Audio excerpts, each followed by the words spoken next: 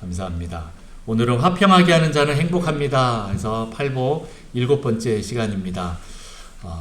지난 그 팔복들이 기억이 나시죠? 우리 같이 한번 8개 첫 자리만 한번 외워볼까요? 시작. 심의 온의 극마화의. 네, 벌써 7번째 시간입니다.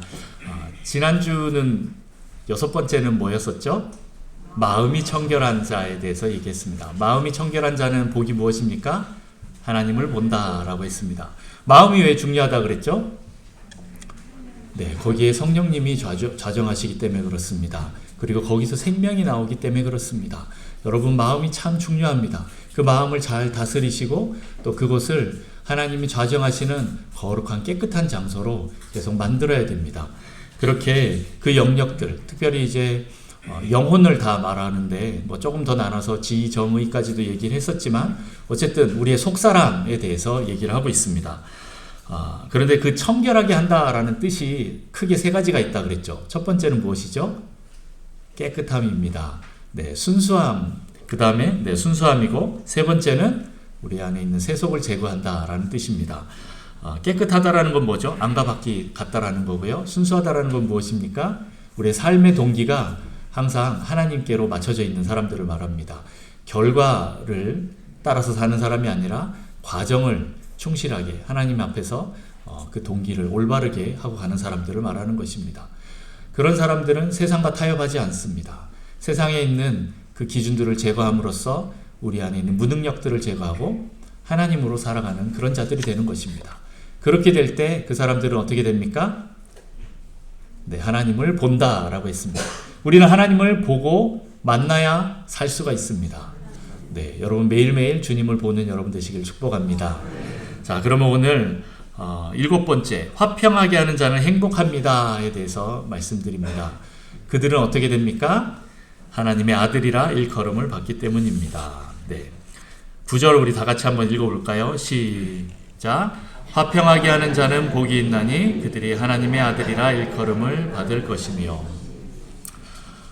지금까지 인류 역사를 보면요, 한 5,000년 정도로 이제 기록의 역사를 보면 인류 역사가 전쟁이 몇 번이 났나 어떤 학자가 셌더니 한 14,500번, 약 한 15,000번 정도 났다고 합니다. 다시 따지면 1년에 한 3번꼴로 난 거죠. 네. 그리고 전쟁이 일어나지 않은 때는 고작 한 40년 정도밖에 안 된다. 근데 그것도 이제 기록된 거에 의한 거니까 기록되지 않은 전쟁이 있을 수도 있습니다. 다시 말해서 우리 인류는 전쟁의 역사입니다. 전쟁을 빼고서는 인류 역사가 별로 기록될 게 없는 것 같아요. 굉장히 전쟁으로 또 다툼으로 가득 차 있는 역사입니다. 그만큼 인간은 또 평화를 갈망합니다. 여러분, 이 화평이 깨진, 평화가 깨진 이유가 무엇인지 아십니까?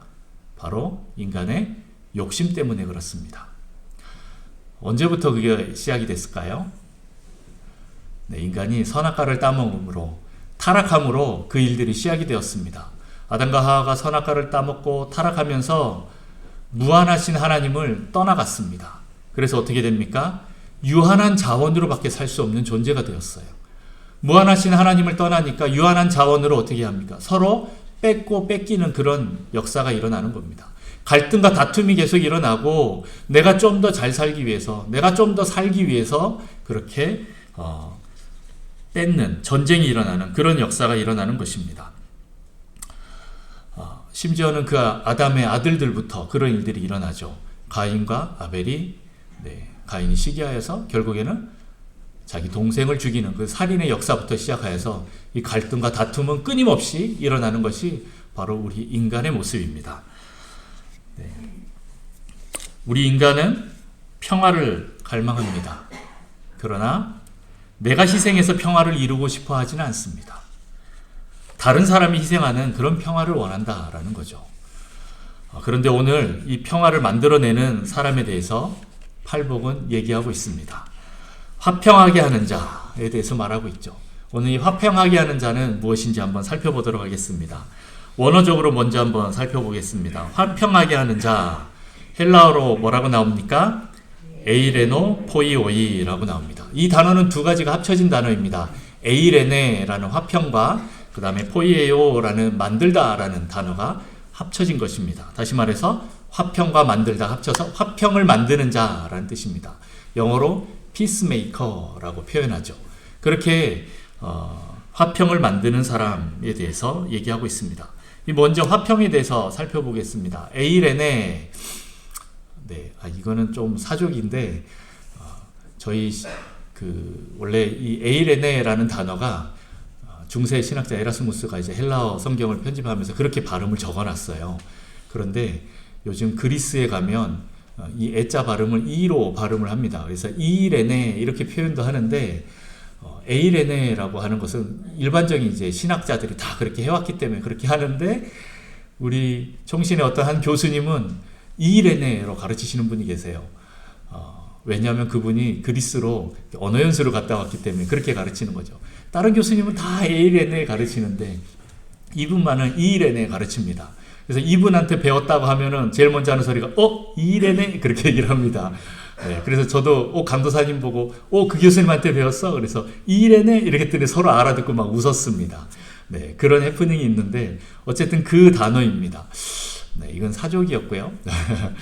어쨌든 이 에이레네라는 단어는 화평, 평강 이런 뜻입니다. 히브리어로는 또 뭐라고 하죠? 샬롬이라고 합니다. 여러분 들어보셨죠? 샬롬. 샬롬은 그 이스라엘에 가면 그들의 인사말입니다. 샬롬. 우리가 만나면 안녕하십니까? 네, 이렇게 할 때 샬롬이라고 표현합니다. 그 옆에 중동에 있는 사람들은 뭐라고 인사합니까? 아살람 알라이쿰 이렇게 얘기를 합니다. 아살람 알라이쿰 그거는 신의 평화가 함께 있기로 해서 여기 샬롬이 들어갑니다. 그래서 그 샬롬에 대한 부분이 인사말로 나옵니다. 그런데 좀 더 나아가서는 이 깊은 뜻들이 많이 있습니다. 이 샬롬에는 그냥 단순한 인사를 넘어서서 평화, 행복, 그 다음에 번영, 그리고 더 나아가서는 완전함이란 뜻이 있습니다. 근데 그 중에 하나가 이 완전함에 대한 부분인데 이것은 또 다른 말로 승리, 완전한 승리에 대한 부분이 있습니다. 너의 대적을 완전히 밟고 있니? 라고 인사하는 겁니다. 샬롬이라고 인사할 때는 뭐라고 합니까? 너 평강하냐? 라고 물어보는 게 뭡니까? 야, 너의 대적을 네가 머리로 잘 밟고 있니? 머리로 잘 밟고 있니? 그렇게 얘기를 하는 것입니다. 이것은 샬롬은 완전한 승리 상태를 말하는 것입니다. 실은 전쟁에서는 둘 중에 한 명이 죽어야 끝이 납니다. 그래야 평화가 이루어지죠. 한 명이 죽어야, 한 명이 승리를 해야 그 다음에 유지가 되는 것입니다. 그래서 내가 적을 완전히 밟고 승리한 상태가 되어야 평안이 오기 때문에 평화가 이루어지기 때문에 그렇습니다. 그렇기에 너 승리하고 있는 상태냐? 원수가 꼼짝없이 너의 발밑에 있는 상태냐? 하고 묻는 말이기도 합니다. 잠깐 휴전한 상태 이런 거 말하는 거 아닙니다. 완전히 종전해서 완전히 승리한 상태냐? 이걸 물어보는 거예요. 지금 우리나라는 휴전 국가입니다. 6.25 전쟁 이후로 70년 동안 지금 휴전을 하고 있죠. 하지만 우리는 또 나름대로의 그 평화를 잘 유지하고 있어서 그것을 또 잘 누리고 있어서 나라가 잘 많이 경제가 발전하고 지금 누리고 있는 그런 상태입니다만은 아직 종전은 아닙니다. 그러니 언제든 또다시 전쟁과 갈등이 일어날 수 있는 그런 상황이라는 거예요. 시작될 수 있습니다. 지금 여러분 보시듯이 우크라이나나 팔레스타인에 전쟁이 일어나지 않습니까?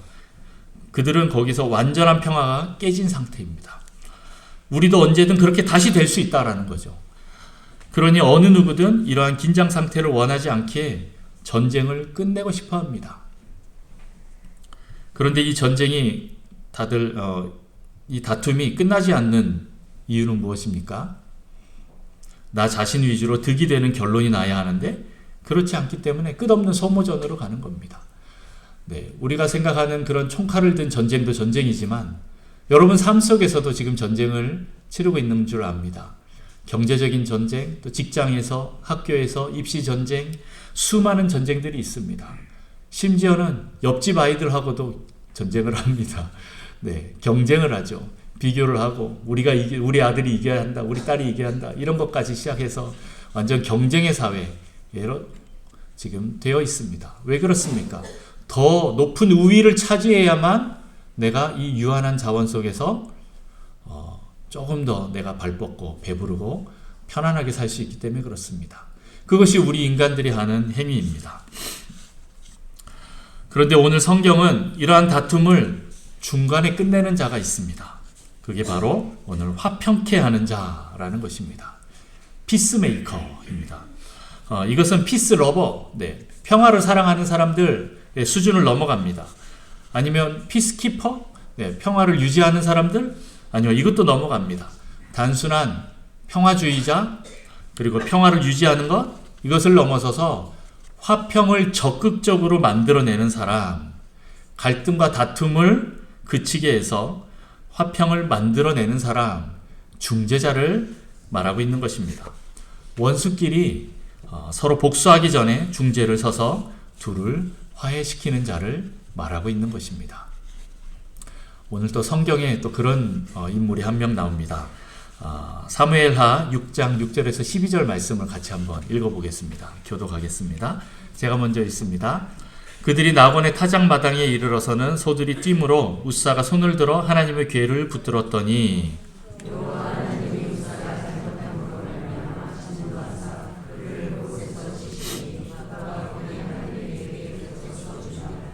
여호와께서 웃사를 치심으로 다윗이 분하여 그곳을 베레스 웃사라 부르니 그 이름이 오늘까지 이르니라.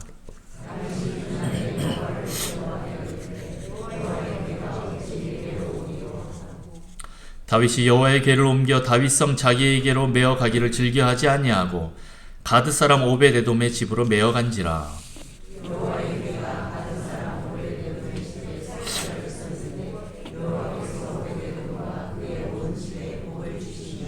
같이 있습니다. 어떤 사람이 다윗 왕에 아뢰어 이르되 여호와께서 하나님의 궤로 말미암아 오벳에돔의 집과 그의 모든 소유에 복을 주셨다 한지라. 다윗이 가서 하나님의 궤를 기쁨으로 메고 오벳에돔의 집에서 다윗성으로 올라갈세. 아멘. 네. 오늘 이 말씀은 어떤 말씀인지 여러분 아시죠? 네. 이스라엘 백성들이 궤를 블레셋에서 뺏겼다가 한동안 찾아오지 못하고 어떠한 지방에 있었습니다. 그러다가 다윗이 왕이 되어서 이제 예루살렘으로 수도를 정하고 그곳으로 이제 이 법궤를 가지고 오는 그 장면입니다. 그때 다윗이 얼마나 흥분되고 즐거웠겠습니까? 기쁜 마음으로 야, 이제 하나님 법궤를 우리가 가져오자 하고 많은 사람들이 가서 수레에 싣고 법궤를 가지고 오는 그 장면에서 갑자기 큰 일이 벌어집니다. 나곤이라는 그 타작마당에서, 다른 역대상에는 이제 기도원이라고 표현하는데 거기 타작마당에서 갑자기 소가 펄쩍 뜁니다. 그러니까 어떻게 됩니까? 이 수레에 싣고 가던 법궤가 떨어지려고 하는 겁니다. 뒤에서 그 수레를 따라가던 웃사라는 사람이 깜짝 놀라서 본능적인 반응으로 그 법궤를 잡습니다. 떨어지지 않게 하려고 잡는데 어떻게 됩니까? 하나님이 치셔서 그 자리에서 즉사하고 맙니다. 그 순간 수많은 사람들이 막 찬양을 하면서 기쁨으로 가다가 다 충격에 빠지는 겁니다. 다 얼음이 됩니다. 이게 뭐지? 그래서 거기 있던 사람들이 충격을 받고 우리가 이거 맞다라고 생각하고 했는데 하나님은 아니야 라고 하면서 그 사람을 죽여버린 것입니다. 당황합니다. 다윗은 거기서 화가 나서 그 동네 이름을 뭐라고 합니까? 베레스 웃사를 치셨다 이런 표현을 씁니다.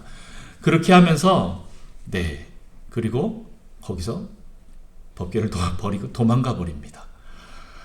왜 이런 일이 일어났죠? 하나님의 궤는요, 소가 운반해야 될 그런 물건이 아닙니다. 물론 블레셋 사람들은 그 사람들은 율법이 없기 때문에 하나님께서 봐줬습니다. 그래서 그들은 그냥 이제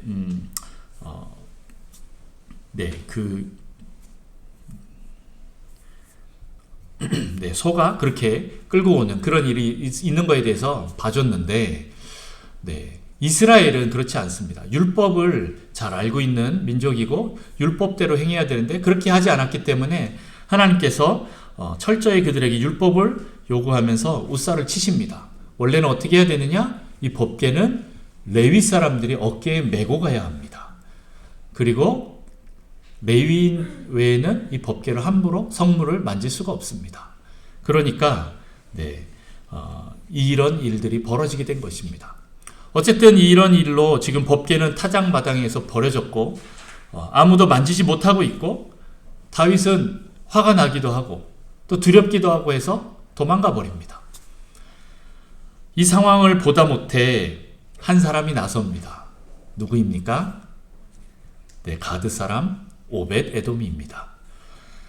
오벳 에돔은 웃사처럼 자기도 죽을 수 있는 상황인데도 불구하고 내가 죽을지언정 이 법궤를 땅바닥에 그냥 둘 수 없다 라고 해서 하나님의 궤를 이 땅바닥에 버려져 있는 이 상황을 보지 못하고 하나님의 마음으로 이 법궤를 집어듭니다. 그러나 하나님을 경외하는 마음으로 법궤를 짊어집니다.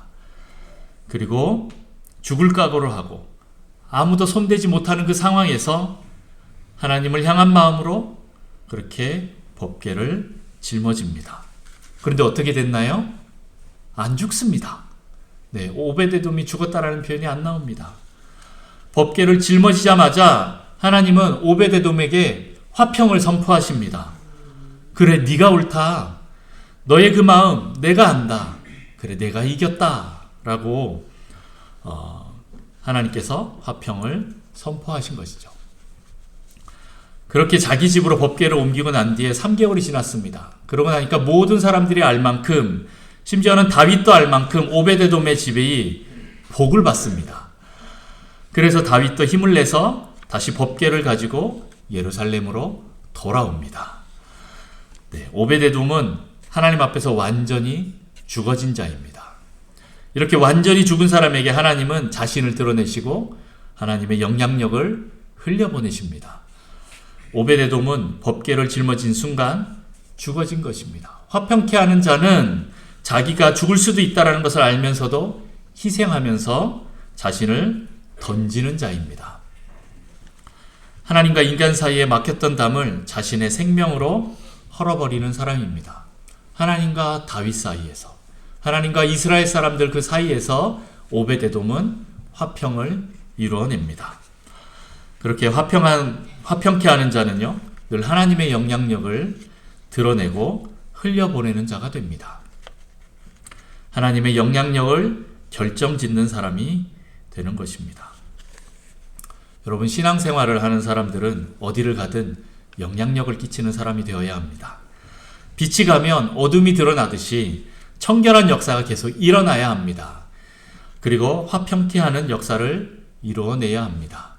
그것이 바로 우리 성도들이 하는 일인데, 그런데 더 나아가서는 그렇게 화평케 하다 보면 또 거룩하지 않은 그 어둠의 영역들을 계속 빛으로 드러내고 정의와 공의로, 정직으로 계속 바꾸다가 보면 어느 순간 배척당하게 되어 있습니다. 그런데 배척당하는 것 정상입니다. 네. 어둠의 영역에서 빛이 배척당하는 것은 정상입니다. 나 그냥 이대로 살게, 내버려도 지금이 더 좋아. 그 사람들은 그렇게 얘기하고 있습니다. 그러니까 이것을 빛으로 바꾸지 마 라고 하고 있습니다. 심지어 이렇게 해야 내가 살 수 있어 라고 고백하는 것처럼 말입니다. 그런데 누가 어둠이고 누가 빛인지 모르는 그런 상황?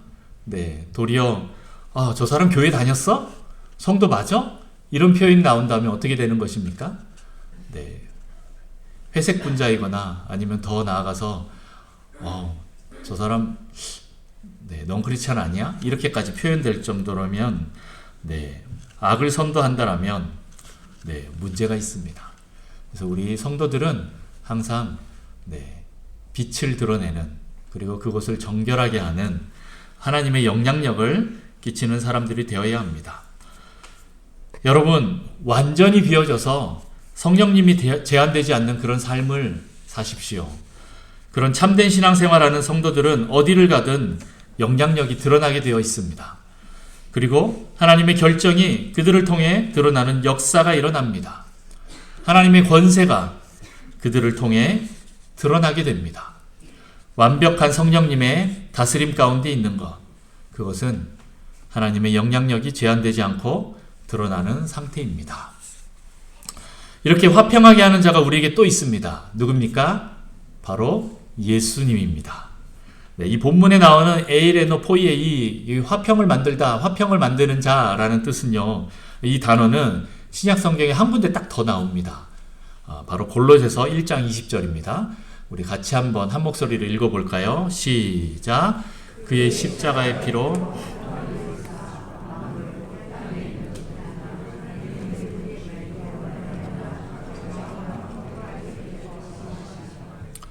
아멘. 여기 화평을 이루사라고 하는 이 말도 똑같은 단어입니다. 동사로 쓰였긴 한데요.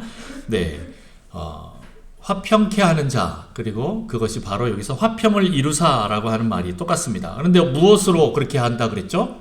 십자가의 피로, 예수님의 자기의 피로 그렇게 화평을 이루었다라는 것입니다. 하나님과 인간이 지금 불화 상태에 있기 때문에 이 상황을, 화평을 다시 만들기 위해서 자신께서 직접 내려오셔서 십자가에서 자신의 살을 찢으시고 피를 쏟으시고 흘리심으로 화평, 화목을 이루셨다라는 겁니다. 안 그러면 하나님의 그 샬롬이, 그 완전한 승리가, 하나님의 그 공의가 우리를 충돌하기 때문에 그렇습니다. 안 그러면 우리가 다 죽게 되었거든요. 그래서 이거는 단순한 중재 차원이 아닙니다. 자신의 온전한 희생으로 둘을 하나로 만드는 화평인 거예요.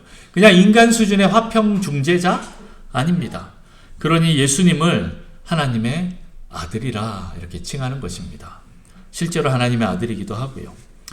그래서 우리는 이 예수님과 나는 어떤 관계를 맺어야 하느냐. 갈라디아서 2장 20절 말씀을 같이 한번 다 같이 읽어봅니다. 시작. 내가 그리스도와 함께 십자가에 못 박혔나니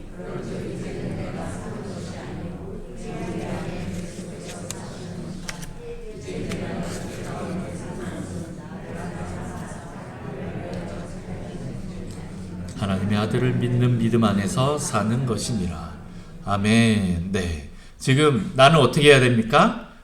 내가 그리스도와 함께 십자가에 못 박혔나니. 내가 죽는다라는 뜻입니다. 이제 나는 죽고 없다라는 겁니다. 어떻게 해요? 예수 그리스도의 그 십자가 사건 가운데 예수님이 십자가에서 죽을 때 나도 그 안으로 들어가서, 예수님 안으로 들어가서 같이 죽는다라는 것입니다.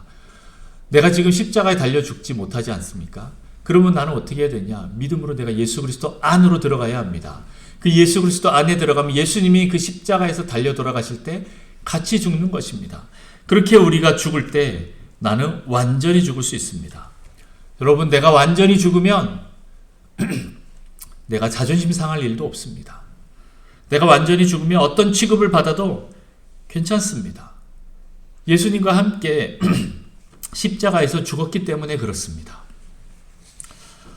여러분, 아브라함의 아들 이삭 한번 보시겠습니까? 그가 그 블레셋 땅 쪽에, 그럴 땅에 가서 우물을 팝니다. 우물을 파니까 어떻게 합니까? 그 블레셋 사람들이 와서 그 우물을 뺏어버립니다. 그러면 우리 같으면 왜 뺐냐? 이렇게 하면서 그들과 싸우는 게 당연한 반응입니다. 그런데 이삭은 포기하고 또 다른 데 가서 또 우물을 팝니다. 이게 가해자와 피해자의 이 심리 상태가 좀 바뀌어져 있는 상황입니다. 실은 가해자들은요, 이 사람들이 어떠한 반응이 나올지를 알고 그렇게 가해를 합니다. 그러면 그 사람이 어떠한 반응이 딱 나오는 걸 보고 또 거기에 맞춰서 또 계속 괴롭히려고 하는데, 도리어 반대적인 반응이 나오니까 깜짝 놀라는 거예요. 뭐지? 그런데 또 이삭이 가서 또 딴 데 가서 우물을 파니까 거기서 물이 나와요. 야, 이번에도 한 번 더 해보자 하고 가서 또 해봅니다. 그런데 아무 대꾸도 안 하고 정상적인 반응을 안 하고 도리어 이상적인 반응을 하고 또 딴 데로 가버립니다. 줘버리고 갑니다. 그렇게 몇 번을 하니까 이제는 아비멜렉, 블레셋의 왕이 와갖고 야, 이거 아니다. 야, 너희들 그렇게 하지 마 하고 이삭에게 찾아갑니다. 찾아가서 뭐라고 합니까? 야, 우리 화친하자. 너 하나님이 진짜 너와 함께하는 거 맞다. 내가 인정한다. 하나님이 너와 함께하네. 우리가 안 건들게. 너도 우리 건들지 마. 이렇게 표현을 합니다. 그렇게 하면서 화친을 맺습니다. 이렇게 자기가 완전히 죽어진 사람들, 십자가를 완전히 통과해서 내가 완전히 죽어진 사람들에게 그런 사람들이 예수 그리스도와 함께 나중에 다시 살 수 있습니다. 하나님의 아들과 함께 사는 것입니다. 오늘 나를 사랑하사 나를 위하여 자기 자신을 버리신 그 하나님의 아들을 믿는 믿음 안에서 사는 것이라 라고 사도 바울이 고백하고 있습니다. 여러분들이 예수 그리스도와 함께 십자가에서 죽으면 여러분들은 그 예수님과 함께 다시 살아나게 됩니다. 기억하십시오. 여러분은 완전히 죽는 것이 아닙니다. 하나님이 여러분을 완전히 살리기 위해서 그렇게 십자가에서 예수 그리스도와 함께 죽이는 것입니다. 그럼 이 예수님은 어떤 분이십니까? 우리 에베소서 2장 14절 18절 말씀 또 같이 보겠습니다. 2장 14절에서 18절 교독합니다. 그는 우리의 화평이신지라 둘로 하나를 만드사 원수된 것 곧 중간에 막힌 담을 자기 육체로 허시고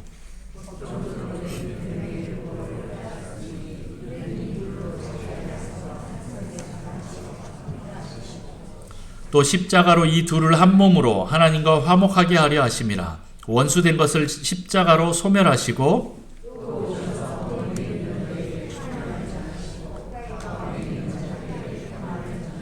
같이 읽습니다. 이는 그로 말미암아 우리 둘이 한 성령 안에서 아버지께 나아감을 얻게 하려 하심이라. 아멘. 네, 바로 이 화평케 하는 자의 대표적인 모델이 바로 예수 그리스도입니다. 예수 그리스도가 바로 우리의 화평입니다.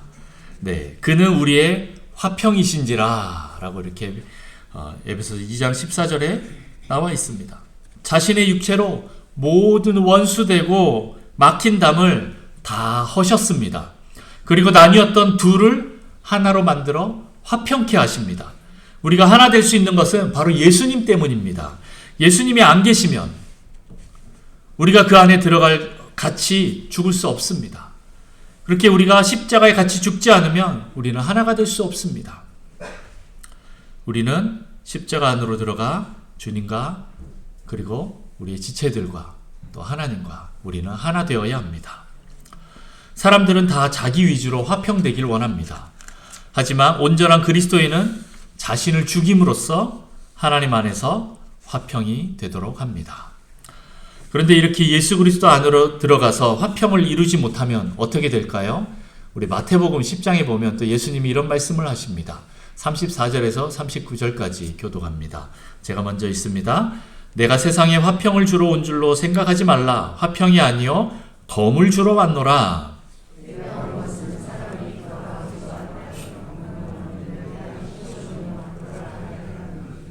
사람의 원수가 자기 집안 식구리라.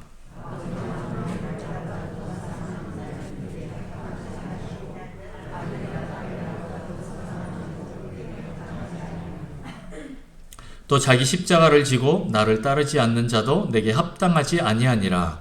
자기 목숨을 얻는 자는 잃을 것이요 위하여 자기 목숨을 잃는 자는 얻으리라. 아멘. 여기 보면 예수 그리스도의 그 제자로서 따르려고 할 때 이때 주님께서 뭐라고 합니까? 가족을 더 의지하거나 자기의 생명을 더 의지하는 자들에게 오늘 이렇게 말씀하고 계십니다. 실은 가족을 의지한다라는 것은 저는 인간적인 생존 본능이라고 생각합니다. 우리 인간은 가족이 없이는 살 수 없습니다. 가족으로 말미암아 내가 거기서 성장하고 또 거기서 힘을 얻고 또 세상에 나갑니다.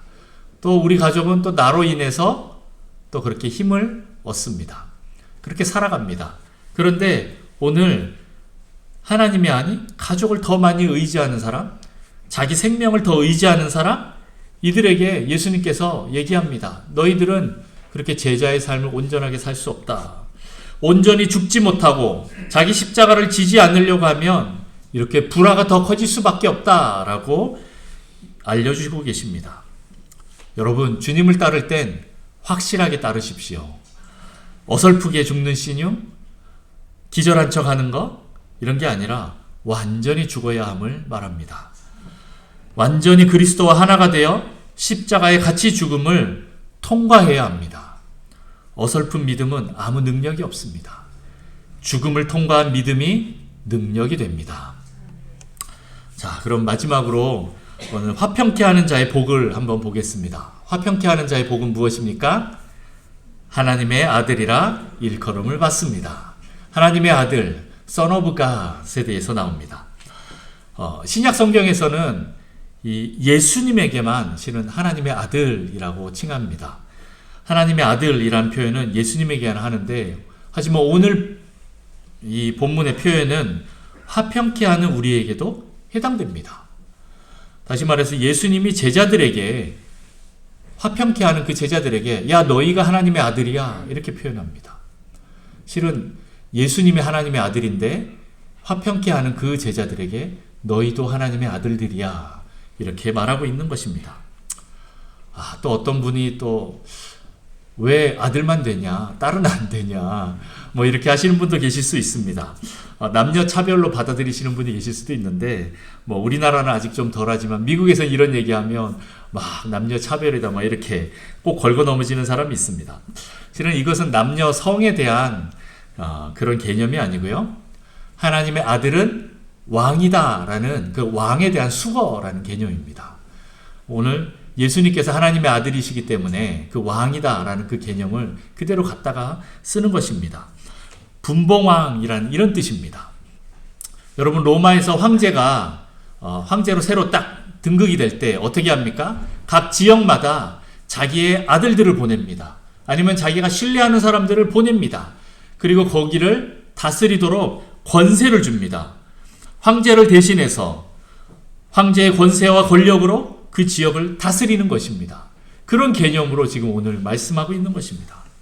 우리도 화평케 하는 자가 되면 예수님이 하나님과 인간 사이를 화평케 하여서 천상천하 모든 권세를 위임받아서 하나님의 아들로서 다스리는 것처럼 우리도 권세를 받아서 정복하고 다스리고 통치하는 것을 말합니다. 하나님의 영향력을 끼친다는 것입니다. 자신이 온전히 죽어서 성령으로만 사는 그런 자들에게 하나님이 그런 자들을 들어 쓰신다라는 것입니다. 그들에게 하나님의 권세를 주십니다. 그런데 이 화평과 반대되는 개념이 있습니다. 무엇일까요? 이간입니다. 여러분, 이간 들어보셨죠? 사전으로는 두 사람이나 나라 따위의 사이를 헐뜯어 서로 멀어지게 하는 것입니다. 이런 것이 이간입니다. 이렇게 이간의 대표적인 모델은 바로 사단입니다. 사단은 하나님과 인간 사이를 갈라놓습니다. 더 나아가서는 하나님 나라를 갈라놓고 믿는 자들도 갈라놓게 하려고 애씁니다. 그리고 교회를 갈라지게 하는 것은 사단의 대표적인 전략입니다. 더 나아가서 가정도 갈라지게 하고요, 남녀도 갈라지게 하고, 또 부모와 자녀를 갈라지게 하고, 세대 갈등을 일으키고, 지역 간의 갈등을 일으키고, 좌우의 갈등을 일으키게 하는 것, 이 모든 갈등과 분열과 다툼을 일으키게 하는 것, 이간질하는 사단의 주특기입니다. 하나님은 어떻게든 화평케 하고 하나로 만들려고 하는 것이 하나님의 특징인데, 사단은 그렇지 않습니다.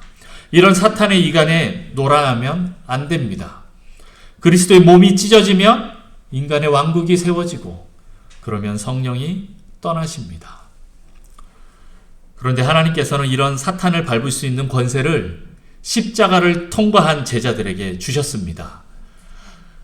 여러분, 이러한 불화, 이간의 모습이 보이면 어떻게 해야 됩니까? 밟아야 합니다. 기도로 대적해야 합니다. 그리고 우리가 어떤 행동을 해야 합니까? 바로 반대 정신으로 행해야 합니다. 아까 말했던 그 이삭처럼, 또 여러분이 잘 아는 그 스데반 집사님처럼, 자존심도 없는 사람처럼 밟으면 밟히면서 하나님께 저들을 축복하는 것입니다. 도리어 내가 손해보고 그리고 화평을 이루는 것입니다. 하나님이 아십니다. 우리의 희생을 아십니다. 그러니 지금 당장은 손해보는 것 같지만 여러분, 결코 손해보지 않습니다. 하나님이 책임져 주십니다. 만약 이 세상에서 이득을 보지 못하면 영원한 하나님 나라에서 왕권으로 책임져 주십니다. 이런 자들이 하나님 나라에서 왕노릇 하는 것입니다. 여러분, 천년왕국에 가서 다 왕노릇 하고 싶으시죠? 네, 그런 여러분 되시기를 축복합니다. 말씀을 정리합니다. 우리도 예수님처럼 자신을 완전히 비워야 합니다. 완전히 죽어야 합니다. 철저하게 이 가난한 심령이 되어야 합니다. 애통과 온유함으로 자신을 죽여야 합니다. 그러면 하나님께서 여러분들을 다시 살리실 것입니다. 그렇게 자신은 죽고 주님으로만 사는 자들에게 하나님은 권세와 능력을 주십니다. 하나님의 영향력이 그들을 통해 세상으로 나가게 됩니다. 성령에 장악되어 성령에 제한되지 않으면, 성령을 제한하지 않으면 우리의 삶은 성령 충만하여서 그런 삶으로 또한 성령님이 다스리는 그런 삶을 살아가게 될 것입니다. 여러분, 우리 모두 철저히 주님과 함께 죽어서 완전한 승리를 이루어서 화평케 하는 자가 되어서 하나님 나라의 분봉왕이 되어서 하나님의 통치를 이루어가는 성도가 되시기를 축복합니다. 기도하겠습니다.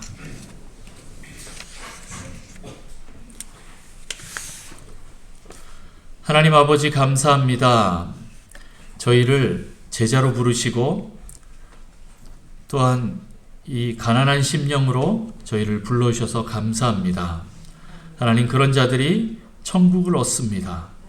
하나님의 아들이라 일컬음을 받습니다. 하나님, 오늘도 예수님처럼 내 자신을 완전히 배우고 완전히 죽어져서 온전히 내 안에 성령만이 드러나는 그런 놀라운 시간이 있도록 축복하여 주옵소서. 날마다 성령 충만하게 하시고 날마다 성령님이 다스리는 그런 삶을 살 수 있도록 하나님 우리를 축복하여 주옵소서. 오늘도 내가 기도로 반대 정신으로 주님 엎드립니다. 하나님, 이삭처럼 스데반처럼 오베데돔처럼 예수님처럼 자기 자신을 내려놓고 하나님 앞에서 나를 죽이는 저 원수들을 도리어 축복하는, 원수를 사랑하는, 그래서 손해보는 것을 넘어서서 내 생명까지도 줄 수 있는 그런 상태까지 가는 화평을 이루는 자가 되시도록 주님 우리를 만들어 가시옵소서. 하나님, 그렇게 예수 그리스도와 함께 살아가는 그런 우리 성도 되시도록 주님 축복하여 주옵소서. 감사합니다. 예수님의 이름으로 기도합니다.